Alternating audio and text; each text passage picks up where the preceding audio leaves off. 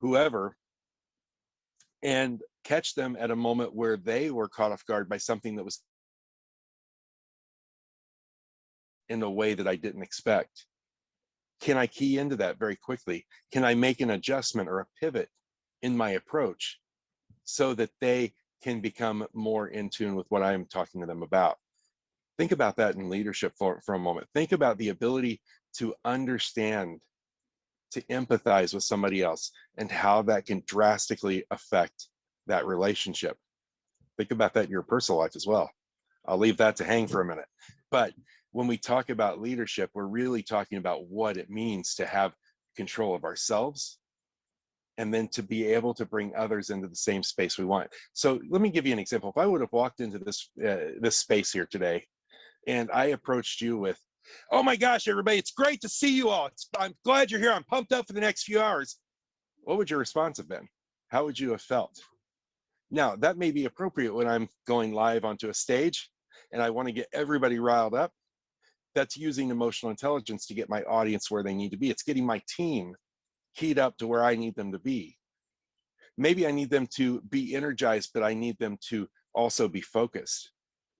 And how can I approach that to bring my team into the same space I need? It's understanding how those emotions work within each other. So leadership is very much impacted by emotional intelligence, and your team will absolutely grow if you're using emotional intelligence. And get this, if you're gifting them the opportunity to learn emotional intelligence along the way as well, and to express themselves. Now, I'm going to talk a little bit about some things, but I want to share a couple of screens as I move forward. So let me, as I am talking to you here, I want to have you think about just a couple of things like the emotions here that we have. And I'm going to hit this into screen share mode. And then I'm going to have to do a very quick presenter mode. So hopefully you can all see that. These are the 4 basic emotions that I want you to think about. We have happy, scared, sad, and of course there on the end is mad. And if you break those down, then you can start to get some more specific emotions. So, and by the way, we've got glad here replacing happy down at the bottom. I just realized that was a typo in this one. So happy can also mean joyful, flattered, glad, things like that. Scared, you can be actually feeling unprotected or shocked. Mad can be anger, fury, hateful. There's a realm of emotions for each one of these. And sad, maybe you're feeling hurt, lonely, or sorry.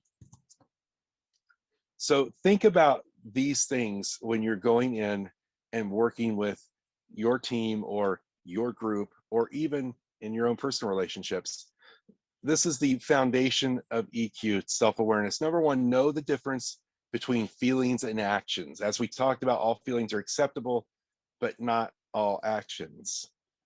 The second point here is recognizing that others are mirrors for ourselves. Think to yourself, what is my role in this? So often we do not think, what is my role in this? We want to take that opportunity to think about how someone else has messed up. What is my role in this?